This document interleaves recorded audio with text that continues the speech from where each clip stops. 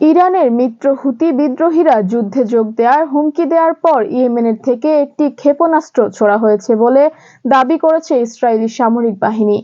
বিবৃতিতে ইসরায়েলের সামরিক বলেছে, তাদের ইয়েমেন থেকে ইসরায়েলে ভূখণ্ড লক্ষ্য করে একটি ক্ষেপণাস্ত্র নিক্ষেপের ঘটনা শনাক্ত করেছে। এ হুমকি মোকাবেলায় আকাশ প্রতিরক্ষা ব্যবস্থা কাজ করেছে। দ্বিতীয় মাসে পদার্পণ করতে যাওয়া এই যুদ্ধে ইয়েমেন থেকে হামলা হওয়ার বিষয়টি এটি প্রথম আনুষ্ঠানিক বিবৃতি। বিবৃতির আগে শুক্রবার আরো কিছু খবর পাওয়া যায়।